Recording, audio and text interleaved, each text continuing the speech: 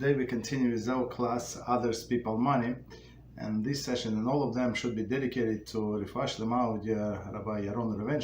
His name is Yaron Ben Doris.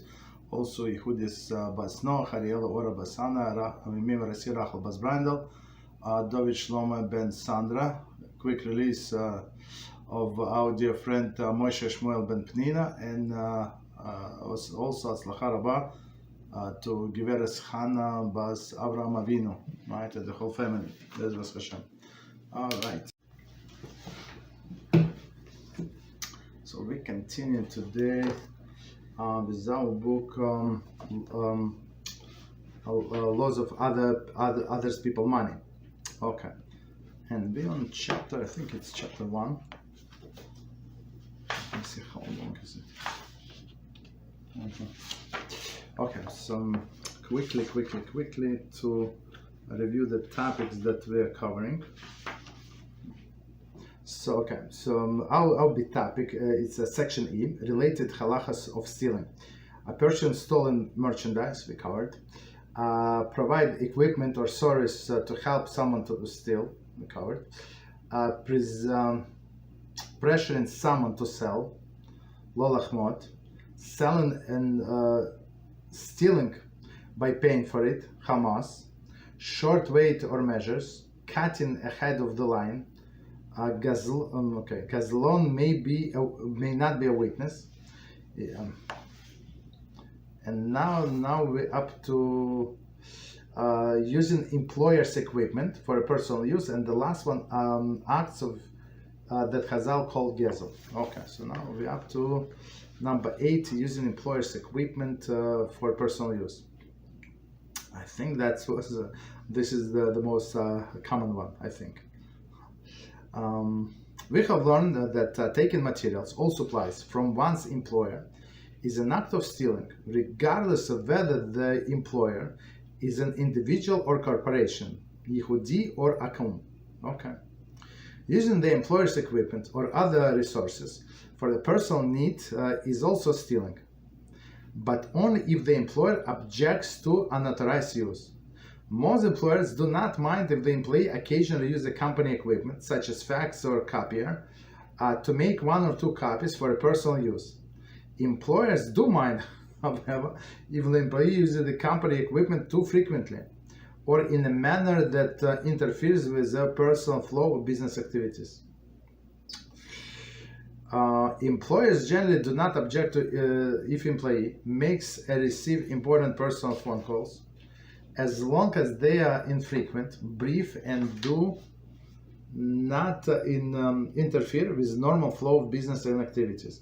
They generally do object the lengthy personal calls during the business hours. If the employee it is an employee obligation to determine if his use of company assets is acceptable to the employer, because if he uses the equipment against his employer's wishes, he will be guilty of stealing. Okay, so let's try to understand what it says here. So now we're talking about, and it's very common, right? Using employer's equipment for personal use. Meaning people go to their office and they take office supplies and they print books. I remember in my days, like even before this cell phones. I mean, maybe the storage was little and these PDF files were not popular, so people just printed like paper books, like manuals, like for home things. It's unbelievable, right? So like hundreds and hundreds of pages. I remember somebody would clog the whole printer. You have to wait like 30 minutes until the whole thing is going to print, and then the cartridge is ran out, and they have to add the paper. Paper is a cheaper thing. The cartridge is a lot of money, and then maintenance of the printers, it's a lot of money. Okay. Right, so again, from the beginning. We have learned that taking material or supply from the employers is an act of stealing. So people take notebooks, and in my office I could not understand. People, everybody making money. It's not like some I don't know, low-paying job. Everybody were making good living, so you can afford to go to a store and buy yourself like notebook or something, pens. Like you buy a pack, we buy like once in several years, like pack of 10 pens, and we use it like for I don't know, for 2 years and even more. So why do you need to steal, even to take one from job, right? For sure, it's still of course an employer will want for you to have one notebook, whatever you need 3 notebooks for different things. Yeah, there's no problem. You can have like 3 pens or pencils at your desk. There is no problem. But to take home, that's too much, right? For sure, they did not agree. Okay, so they could not control this. That's a different story. Okay. We have learned that taking materials or supplies from one's employer is an act of stealing. Okay, regardless of whether the employer or employer is an individual or corporation. I mean, right? Like a corporation still there is people that are going to corporation, meaning, for example, they're shareholders, so they're going to get less return. Why? Because the person stole. Right? I mean, maybe because of that one pencil it's nothing, but if many employees and take one pencil, like one notebook, one eraser, one like a pencil sharpener, I know, once a week or even more often. So that's the problem. That's the problem. It's a lot of money, especially like when we buy something on sale, and we're going to look for a good price. But that's not what corporation do. They just do like they buy from supplier, from Staples, and you see like invoice Staples charge them like crazy amounts. Yeah, they call it business. They're going to deliver it the same day. Yes, that's a whole service, but they pay much more money that you would pay as an individual. Right, so it does not matter. A person steals from individual or corporation, Yehudi or Akum, right, Jew or not Jew, right? Still, it is stealing, and as we said before, it could be even Hil Hashem. Hil Hashem. Continue. Using the employer's equipment or other resources for the personal needs is also stealing, but only if the employer object to unauthorized use. I mean, they to some extent they understand that people are going to use their resources. People are going to use internet. Right? We had at one point, I don't know when it started, but we had to sign a document that we're not going to use internet for our personal use. That's it. So basically, you went on the internet to check whether, so they can fire you, basically. Right? And many people signed. Some people did not sign, but technically, of course, they know that the people are going to go check the news, this and that. Yes, and but then they block all the personal emails like Gmail, other things. So only company email. Of course, people found this server. Like how to go around it, right? Programmers can break in. They give me a code, so but okay, meaning, but that's not that's 100% stealing. So they put all of the filters, right? So for you not to access your personal email for whatever reason, right? And the person went around through some different server, whatever. I don't know. There was a way to do that. Some people found a way. All right, so it's absolutely forbidden. Okay, so but the employer understand that you're going to surf internet for some time. Most employers do not mind the employee occasionally uses company equipment such as fax or copier to make 1 or 2 copies for personal use. Okay, you need to apply to, I don't know, something, to a new driver license. So you take some copies. Okay, maybe you bill this and that. Okay, 3 copies. That's it. So they do not mind. But I tell you, I saw people printing books like hundreds of pages in a color. I say, why do you need color? Why do you need have it in computer? Is easier to search. But some people insisted, right? That's the way they want it. right, kill the printer. Employers do mind, however, if the employees use company equipment too frequently, right? In internet, other things, right? Too frequently, or this fax, okay, or in a manner that interferes with the normal flow of the business activities, right? So meaning if they use it too often, right? The person is always on a phone, as we're going to see, like for his personal business. I remember some people would go through some difficult time in their life, or I remember the guy next to me was doing renovation, and he was directing all of the contractors, do this, do that. Of course, he would try to speak very low, but I was sitting next, right next to him. It's too much. Like, did you use this and that tile, this tile? It's too much. He spent hours and hours directing, yell at his wife, at his kids. They have to supervise all this thing. Like, you can go crazy for hours, right?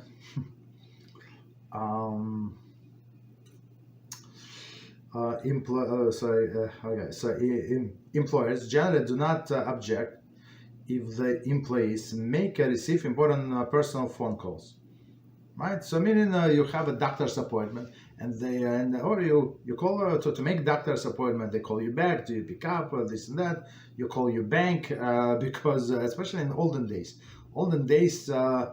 banks would close at I think at 2 p.m. or something, 2 or 3 p.m.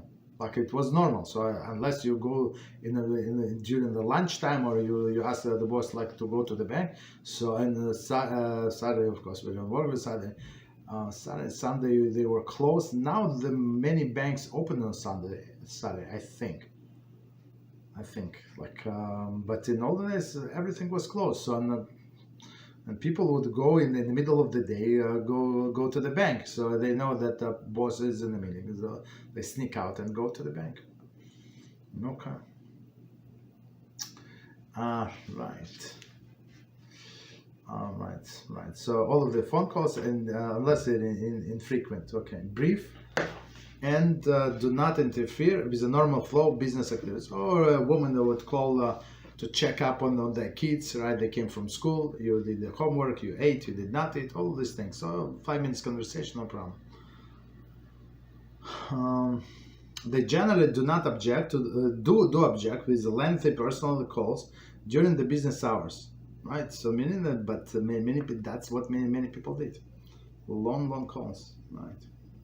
It is the employer's obligation to determine if his use of company assets is acceptable. Employees' obligation. So meaning what they would tolerate, what they would not tolerate. So many times it's hard to say. I mean, if you ask them directly, is it good if I spend time with my fiance like 50 minutes, 50? Like he would say absolutely not, right? But you see other people doing the same. So. Of course, it's not indication that it is allowed, as we said many times. Just because other people do it does not mean that we're allowed to do. Okay, so a person has to use a common sense, and in a mind, how you would, what answer you would get if you ask the employer, can I do it or not? So most likely they would, if you ask them, they would be shocked. But some people were very relaxed. The employers, right? Because if he uses the equipment against the employer wishes, he will be guilty of stealing, right? Okay. And some people, I remember at some point, they start ordinary soda, like Coca-Cola, other beverages, like in cans. And some people saw I saw several times a person before going home, going to cafeteria and take soda with him in his backpack. You normally it's stealing. If you if you want to drink at the office in the working hours, there is no problem. But take with you, that's a problematic. Okay. Right. Again, we're not talking about poor people that try they do not have enough money to buy a soda, and now they want to bring one can, so 5 kids are going to share this can of soda. It's not. Okay. Right. So, and number 9. One second. There is one commentary. Note: people who work with akum must be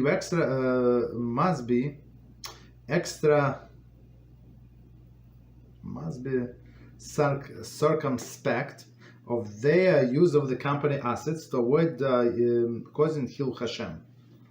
Right. So meaning Hil Hashem is huge, like this Jews. Right. So we have to be careful. And I remember in my company there are a few guys.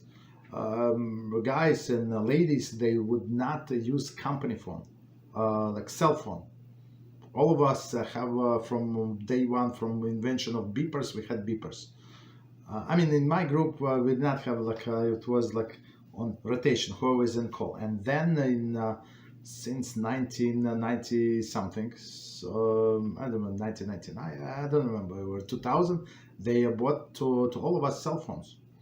Right, so I never have owned my personal cell phone, until many years later. I never knew how much it cost, this and that. So I always had the company phone. I mean, so meaning the company would pay you in olden days for minutes. Let's say you have 300 minutes, right? Normal day minutes, and then early morning minutes free. Like after 9 it's free or something like that, right? Right, so meaning if you don't go over, if company does not have to pay over, because you have 300 minutes and you use 250, there is no problem. But some people, they went over. International, nobody called information. It was it was blocked, but people went over, right? So they will try and investigate. And it's a very embarrassing procedure. They say counting, what is this number? Who did they call? Because they had all of the bills, and see this how long the conversation, and people lied. I remember this Baruch Hashem, non-Jewish guy. So he said, no, it's a customer, and they checked. Well, it was not a customer. It was his girlfriend or something. Yeah. So meaning, if it would be a Jew, it would be very, very embarrassing. So some people, right, they have personal cell phones, so they need to work phone for business only, and personal phone for personal calls. I mean, is it necessary? It's not. I mean, again, if you don't go over, so a company does not care. If, for example, if they give you 300 minutes, 500 minutes, you don't go over, I mean, for them it's exactly the same rate. Absolutely no problem. And you picked up the phone, in the middle of the night, they would call us, not in the middle, until midnight they would call. For sure, early in the morning they would call, right? Right, and you always answer the phone, so that was not a problem. Okay.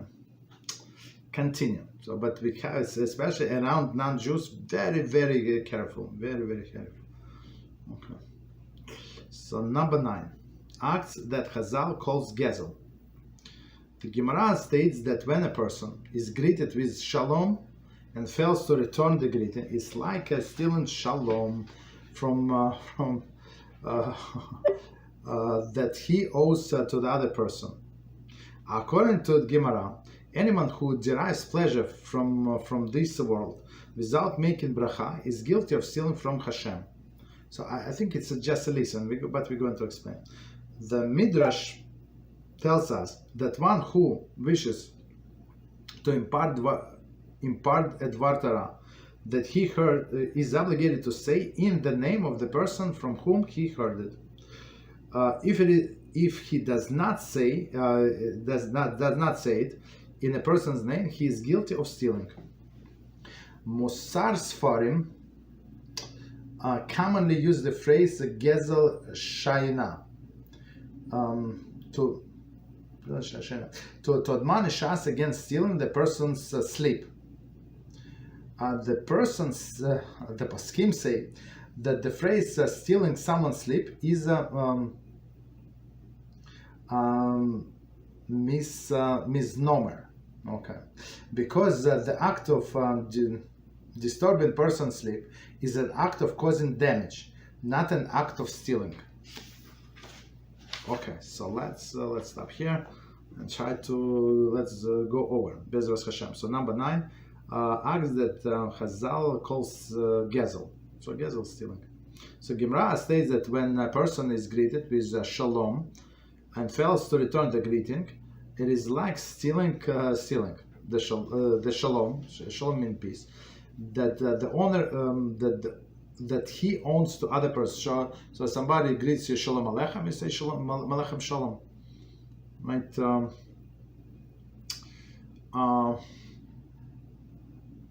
So if somebody is greeting, of course, it's not proper. It's not proper before we start praying. Say somebody shalom aleichem. It's not. So at first, it says in Shulchan Aruch, right? So if something like you can say good morning or something, but if somebody says shalom aleichem, you say good morning, that's the problem. So meaning he blesses with shalom, meaning peace. So we have to return peace to him. Otherwise, Gemara says it is a stealing. So you received the blessing and you did not return the blessing, and the proper, right, to always to read somebody. I think we have a clip about it. Say Chazaka Baruch or something, right? They say Baruch Tiyeh, right? Meaning you also should be blessed.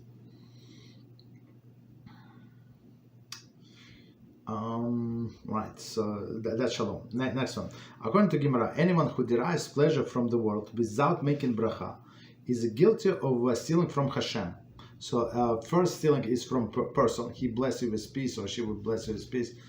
We have to bless them back. Because it's a problematic. I mean, in Israel, everybody says shalom, shalom, but that's the problem. Women, like we remember what happened to Shalamis, right? That was raped by Egyptian because she spoke too much.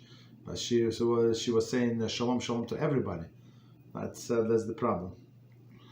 Right. So now, right, that's it was between two people.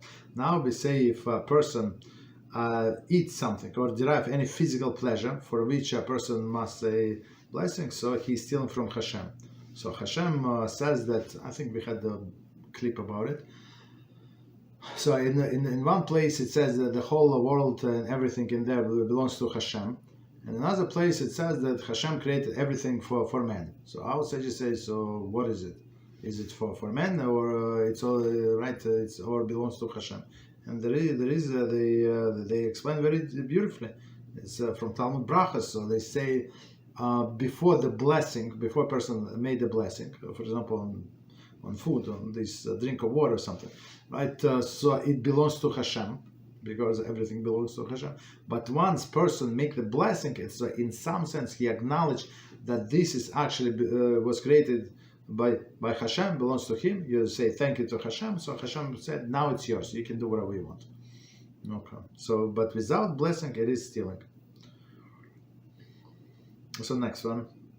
The Midrash tells us that one who wishes to impart the Dvar Torah he heard is obligated to say in the name of a person from whom he heard it, right? So many times, right, we try very hard. Here we say in the book, it's easier because we read word to word from the author. It's very simple. But when we telling over something, for example, in our clips and our in our short clips, especially when it was 1 minute.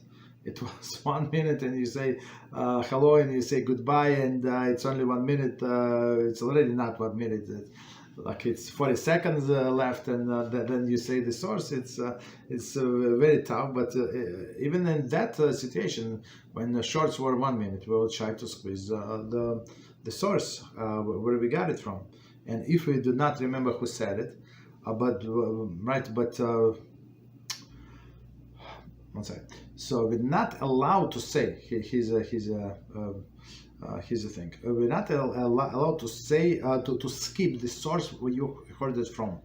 So you can say that I heard the Rabbi so and so said in the name of Rabbi Yonasan Aibishitz. Okay, so that's proper, right? Or if you don't remember in whose name he was saying, or he did not mention for whatever reason, right? So you say I said I heard this in the name of from this such and such a rabbi, right? That he brought in his class, in his lecture, in his clip or something, right?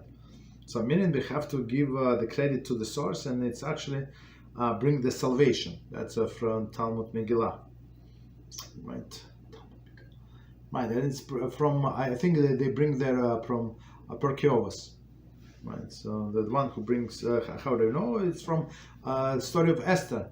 So she said when she reported this plot against Achashverosh, she said in the name of Mordechai, right? And that's how it was recorded in the book. And then Achashverosh woke up in the middle of the night, had a dream, woke up, and he said, "Bring me the book and see what happened. Maybe I did not reward somebody," right? And he saw that the name of Mordechai was not rewarded.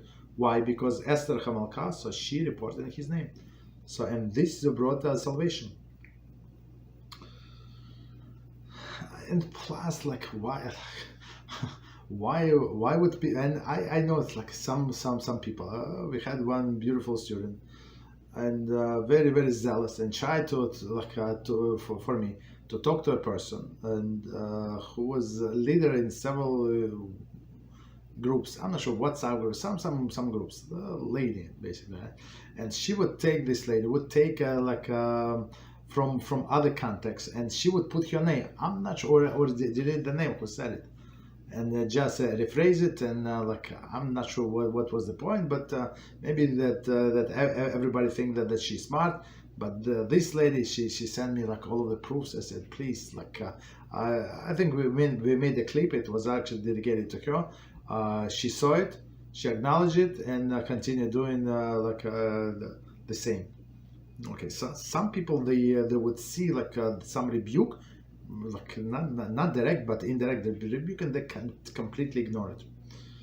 Okay, so I told this lady just leave the group, and if you have a proof, just show other people, right, that there is a proof, and that's not proper to do, and just leave, create your own group, and that's it.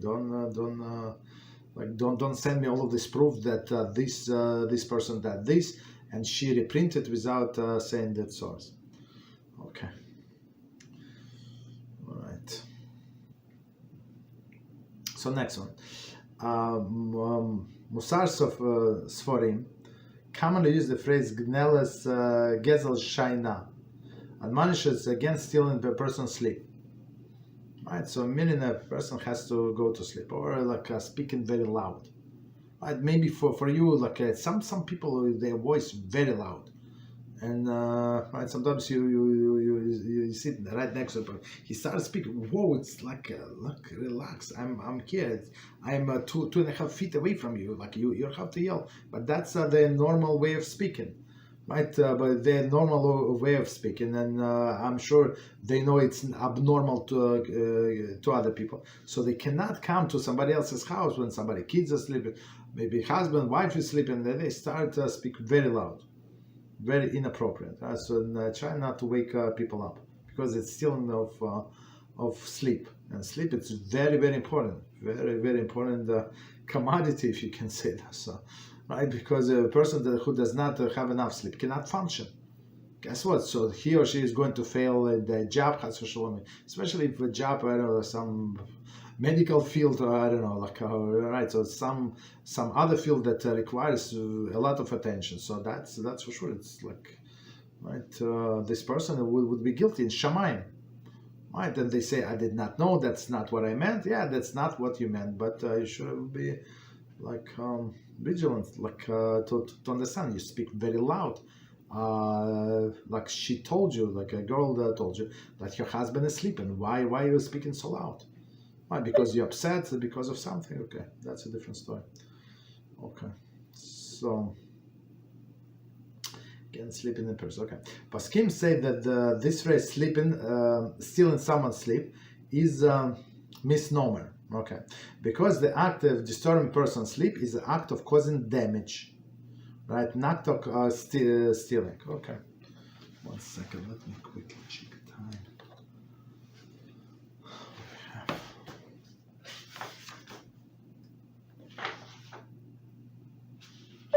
Okay, so let's start next section. At least we start a little, and it's section F.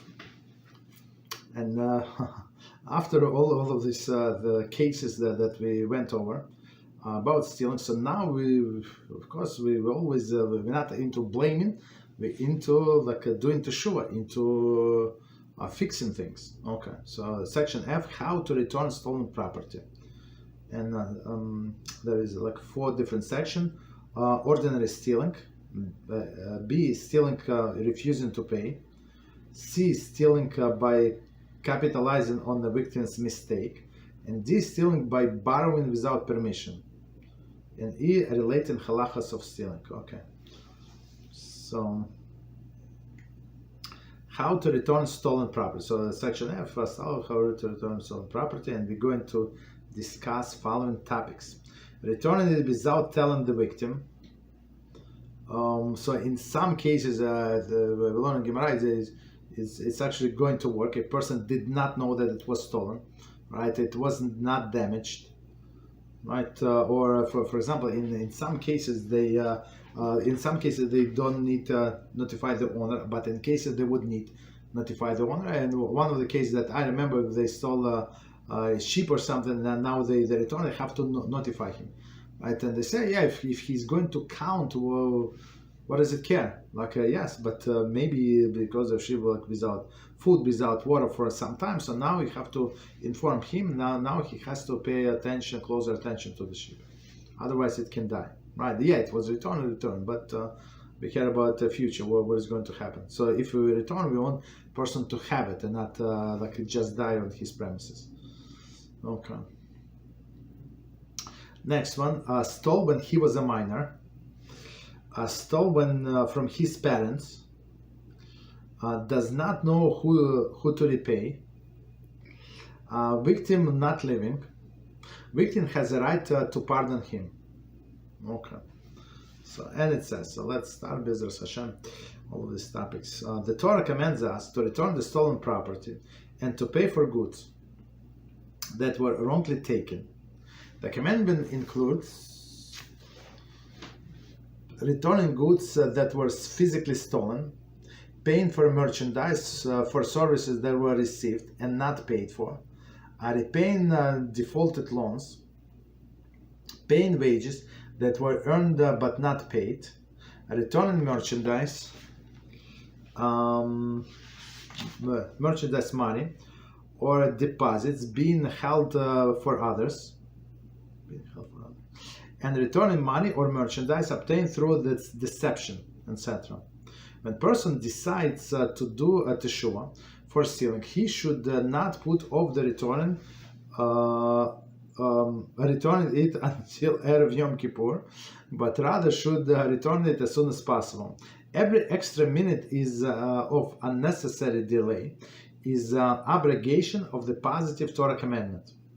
Once it has been returned, one does Teshuvah by acknowledging what he did was wrong and resolving not to do it in the future. So I mean, here as we see, this last sentence, the order of Teshuvah switched. Okay, Beezrat Hashem. So let's go over this. It's like in introduction. It does not say introduction, but we understand it's like introduction. So again, the Torah commands us to return stolen property. So when, as soon as person took something that is not belong to him, there is already positive commandment to return. Same as when somebody found something, right? He has something on his hand that belongs to another person, right? He has the obligation to return. What is the obligation to return? He has to announce it, right, in an appropriate way, in appropriate place, etc. Okay. So again, the whole sentence, the Torah commands us to return stolen property and to pay for goods that are wrongly taken. Okay. I mean, in the wrongly taken, maybe it was unintentional, maybe this, maybe that, and right. So we'll see different examples, right? So meaning we have to pay for that for whatever we took. Okay. You took or use the services, right? Somebody provided services to us, and they say, for example, medical bills. Yes, they charge me too much. They cannot sue me. They cannot take to court. At least where we live, I think in a state there's a law they cannot take your property because of the medical bills. Because if you don't pay for your car, I think they can take your property. But if you don't pay medical bills, which are much more than a car, so they cannot do anything to you. I mean, they can, but unless if you don't have like liquidity, like I don't think so. Okay, so and people take advantage of this. The commandment includes returning goods that were physically stolen. So of course, I mean that's like easy thing. So taken stolen from the store, right to your person order, and like today is not so simple. In olden days it was POD, right? POD. I'm not sure if they do it today. They still do POD, but it's a pay upon delivery, on delivery. Right, so meaning you give a check to the delivery guy, even the UPS. Right, in olden days, that's how we did the business. Right, and sometimes he did, and the person did gave him a wrong check, bounce check, like fake check. Right, is it amount? Yeah, $1,000. Yes, but it's a fake check. Like it's not even your name there, or it's your name, but you just printed this check on your computer. Understand? Continue. Paying for merchandise, right? So I mean, pay for merchandise services that were received and not paid, right? So sometimes they do something for free, right? And say so it's free to use for 1 month. If you leave, right?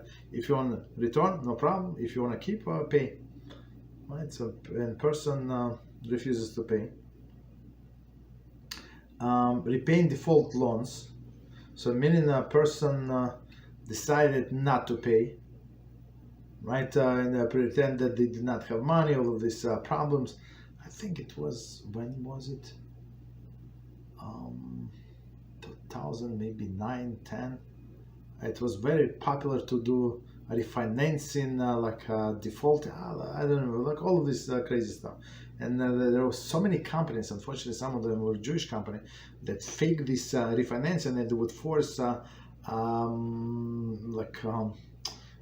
banks to back off the loan, or like forgive the loan like partially, sometimes 50%, 30%, 80%, all this crazy stuff. So they would, I'm not sure if they forging the documents, but because of, I don't remember what law was it, but I remember that it was a big deal. Everybody was trying to do refinancing and pretend that they can no longer pay, all of this crazy stuff. Right? So meaning if a person was trying to do that and now he got the money, so it's proper to pay back, right? And stop pretending that you don't have money. Continue. Paying wages that were earned but not paid, right? So we have a cleaning lady, this, that, and I remember even to me, several times people did not pay, a long time ago, right? In my younger years, people say, okay, come another day. You come another, oh, you came, you know what, now I don't have somebody, all of this, they give you a runaround. After some time, you just give up, like, right, what are you going to do? Like fight with them, go to prison or something for some money, right? You just give up. Okay.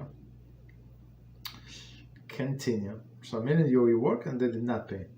Returning merchandise, and sometimes that's what I heard from some people. In smaller businesses, people they take deposit from a person. I said, what do you mean deposit?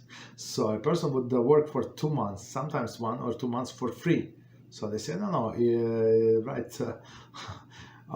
So you're not going to quit on us like suddenly. So meaning, so if you quit on us suddenly, we're going to keep this 2 months deposit. Is it legal? I'm not sure. Maybe yes, maybe not. I mean, that's how they agreed. Maybe yes, but they did not sign any papers. They simply did not pay. It was all of the like verbal.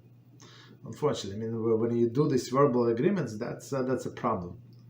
Right? Of course, all of these people that were in this situation were desperate, and many times they just quit, found something better, and forgo this 2 months pay. Right? And especially if when we're trying to fit in and like try to impress the boss, you would work extra good for 2 months, and it's all lost. Right. And there is one commentary that I missed. 1 second. It says Sefer Chachinuch Mitzvah 130 writes, "Woe to a person who has unique opportunity to undo the perversion of stealing and does not take advantage before he dies." So meaning, right, as we said many times, person who has stealing stealing merchandise, right, something stolen on his hand. So it's like our sages in Gemara, they call it blood, is not going to go to Gan Eden, right? Meaning to resurrection, this and that. So meaning that's a problem. So that's what Sefer Chachinuch referring to. Right? Woe to that person, meaning you had the opportunity, just give it back to that person. It's not yours. So Hashem is not going to allow to keep anybody anything that is stolen, meaning the person is going to lose it, and plus he's going to get punished. Okay.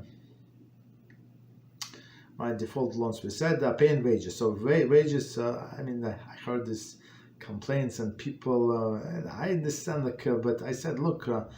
Before agreeing, you could have asked me this question, so I would tell you not to do it, or sign something in any paper that this person, this boss of yours, is going to keep this as a deposit, or not to keep it there. Like I try to negotiate. Like don't do 2 months, do 1 week. Say like a trial period. Try me in 1 week. It's normal. And right, or pay me half of the salary for 2 weeks, but like something, but don't let them keep the money. Right? I mean, it's normal if you want this job so much. It's a good paying job or a good job, and you have to prove yourself. Right? Work for 2 weeks for half of the salary. There is no problem. Right. Right. Okay. So paid for merchandise, returning merchandise. Money, right? So if you have stuff, return. So today, for example, we received something that I ordered, and I tried. I said maybe it's going to work, maybe not. And guess what? Did not work. Technically, I can send it back, but I decided not to send back because even though I have right to send back, there is no problem. They're going to accept. But I ordered because maybe I'm going to use it, maybe I'm not going to use it. So it's not like fair to other people. So, right. So, and plus, of course, I would need to pay like half, I would lose half of it. Right. So we have to be as honest as possible. Continue. Or deposit being held by others. So somebody gave you something on deposit, especially in older days. So today we have banks, and many people say, oh, you have cash? So what do you mean I have cash? Of course I have cash in my pocket. So I'm like, yeah, he said, I don't carry cash at all. So that's how a person does. He does everything like with a credit card, and sometimes like it's not enough for credit, so he buys something extra. Right? Or he told me he does like cash back or something. I don't know. Whatever a person doesn't matter. Or he buys from the stores when there's no credit limit. Meaning for 86 cents he would buy something and pay with a credit card. Okay. Right. So money deposit held by others, right? But in all the why did I say that? Olden days was not like that. Everything was in cash. So you have a vase, like a crystal vase or something. You have silver spoons, and you go into another town for a wedding, for your brother's son wedding, for 2 weeks or something. So of course you're going to give this on for safekeeping to somebody else, and you get sometimes people came back and said, okay, very good wedding, thank you very much. So, I wish you were there. So can you please give me my silver candlesticks and my silver crystal vase? So I'm glad that you enjoyed the wedding, but maybe you drank too much. But what are you talking about? What spoons? What crystal vase? What Shabbos candlesticks? Like, what are you talking about? And that's of course, some people would do that. They were so brazen to steal from others, so must return back. And I helped a few people in my life. Said, look, I want to save you. Let me return. I mean, it's and if you know somebody that in that situation, so try to be a broker. It's very easy to speak when you you're not involved, and apologize to one side and apologize to a second side. Just put yourself down and just help to do the peace and just deliver. So he's the money. He's very sorry. He's very embarrassed. She's very embarrassed. He or she is not never going to do it again, and this and that. So it's totally different person, but very embarrassed. Like I apologize a million times, and they just many times people just forget even they were ready to kill that person. Okay, so it's very good to be the broker of peace. Continue. And return money or merchandise obtained through the deception. So meaning deception, they did not know that they were to return it. 243. Okay, we have commentary. Goods that were physically stolen are discussed in section A. Right. Stealing by refusing to pay a merchandise or loans received or wages that were earned, and stealing by the refusing to return deposits being held by others, discuss section B. Right. Stealing by obtaining money or merchandise through the deception, section C. So we're in section F. So we continue. So now we see that how to do Teshuvah, right? So it is here the steps are a little different from what we used to. Okay, so let's see. When a person decides to do Teshuvah for stealing, he should not put off returning it until Erev Yom Kippur. So first of all, as we always say, who guaranteed us that we're going to live to Erev Yom Kippur, right? So as soon as you decided to return right away, because as we know, Tzachara is going to come and convince us that you're going to return this low life, he's not deserving. It's better for you to give tzedakah. What tzedakah? I heard it many times. I said, what are you talking about? What poor people? Forget about poor people. It's not about poor people, wealthy people. It's about you taking somebody that belongs to somebody else. He's a crook? Okay, he's a crook. Who told you that we're allowed to steal from crooks? It's between him and Hashem. Maybe he did Teshuvah. Our business to return to that person. Don't wait a second. Okay. Right, so the person must return as soon as possible. Every minute of unnecessary delay is abrogation of the positive commandment. So it's a positive, one of 600 positive commandments to return that was stolen or stolen, as denied as a deposit. All of this, the list of the things. Okay. Or something that we found. Okay. Continue. Once it has been returned, so now first a person he fixed the issue, right? So after he fixed the issue, one does Teshuvah by acknowledging what he did was wrong. Even though usually we say opposite. So first, before doing anything, a person has to acknowledge what he or she did that's wrong. Right, and the second step is resolve not to do it again in the future, right? Meaning how you decide, you build yourself fences, right? Right, and the fourth step we said to fix it, right? How to fix it? Of course, you go and apologize, right? So you return this merchandise and you go apologize to that person. All right, so I think we can stop here. And we continue next time with Hashem. Very interesting topic. It's amazingly written book. So he's to the point very much. All right. So let's do 5 minutes break and we continue after the break different topics. 5 minutes.